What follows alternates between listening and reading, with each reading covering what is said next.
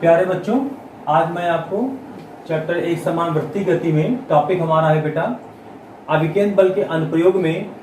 अनुप्रयोग हमारा पहला है बेटा, साइकिल सवार अपनी साइकिल को मोड़ते समय अपने शरीर को साइकिल सहित मोड़ के केंद्र की ओर झुका लेता है।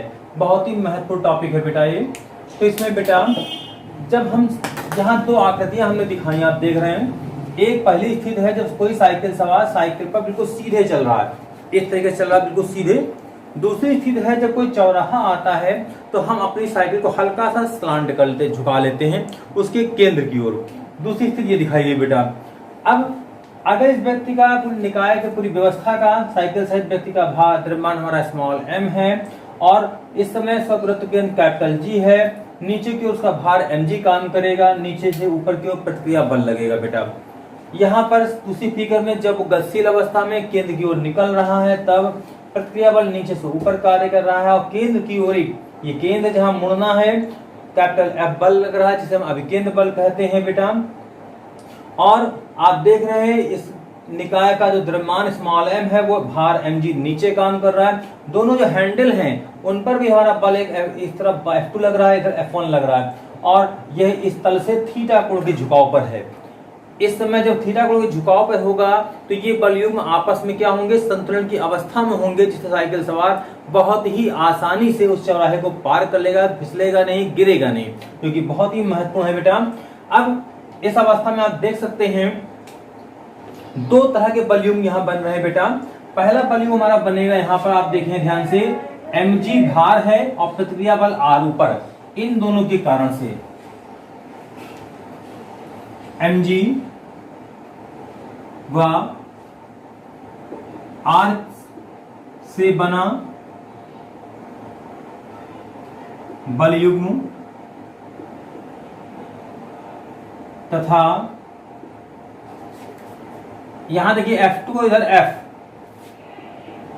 F2 व F के कारण बना बलयुग्म। जैसा कि आप देख रहे हैं साइकिल सवार जब v वेग से चौराहे के पास से निकलता है, निकलने का प्रयास करता है केंद्र की ओर से, तो उस समय उसके केंद्र की ओर एक अभिकेंद्र बल F कार्य करता है, जो कि आप जानते हैं F बराबर mv²/r, जो हमारा ये होगा। इसको समीकरण नंबर बेटा 1 मान लेंगे। और ये दोनों अगर बलयुग्म संतुलन की अवस्था में है, बलयुग्म बन गया यदि संतुलन की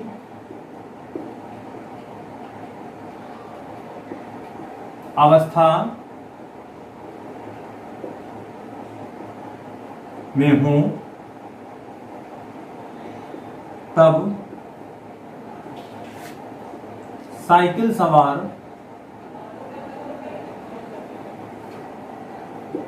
का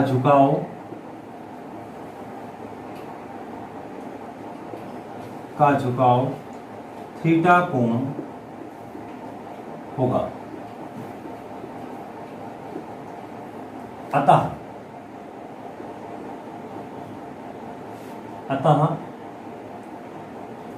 mg व r से बना बलयुग्म बराबर हो जाएगा F2 व F से बना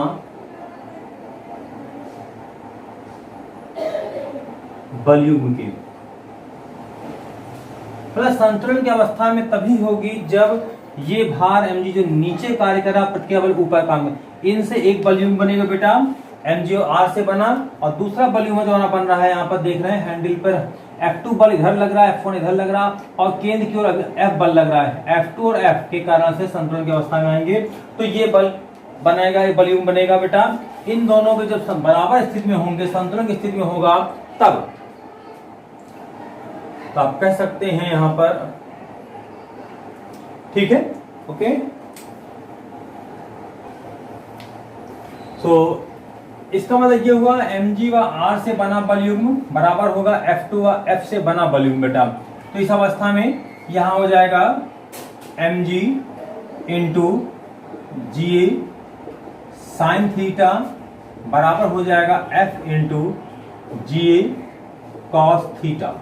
अब यहाँ पे देखें एम जी और आर से बना, अगर इसको थोड़ा आगे बढ़ा दें, नॉर्मल कर दें, तो आप देखिए एक ट्राइंगल बन जाएगा। ये कोण थीटा, ये थीटा कोण हो जाएगा। साइन थीटा लंब बटे कर्ण होता है बेटा, लंब हमारा ये, तो इसका ये बल निकल आएगा, तो हमारा इसके अपोजिट वाला, तो यहाँ पे हो जाएगा, क्योंकि जो बलयुग्म होता है बल गुणन अविलंबो दूरी, तो अविलंब दूरी हमारी हो जाएगी जी ए साइन थीटा हो जाएगी बेटा।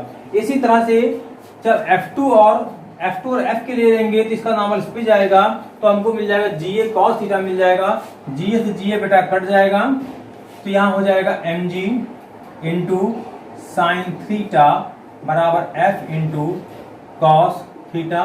कॉस किधर ले आइए, तो साइन बटे कॉस हो जाएगा बेटा,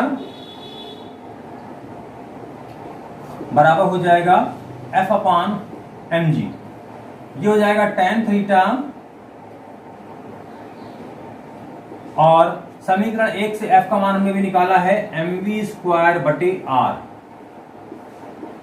बटे mg, यहां लिख सकते हैं समीकरण 1 से।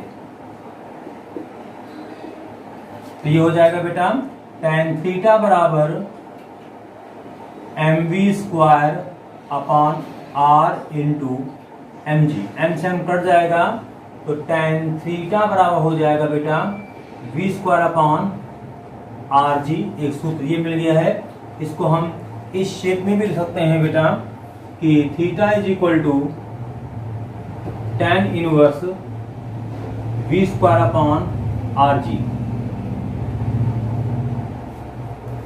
ये हमारा झुकाव निकल आया है बेटा। अगर इससे ये निष्कर्ष निकला है कि अगर कोई साइकिल सवार तल से चौराहे के तल पर थीटा कोण अगर इतना अंतरित कर ले, तो उसे आवश्यक अभिकेंद्र बल स्वतः ही प्राप्त हो जाएगा। उसके लिए कुछ मेहनत उसको नहीं करनी पड़ेगी, उसे ऑटोमेटिकली प्राप्त हो जाएगा और वो गिरेगा नहीं, फिसलेगा नहीं बेटा।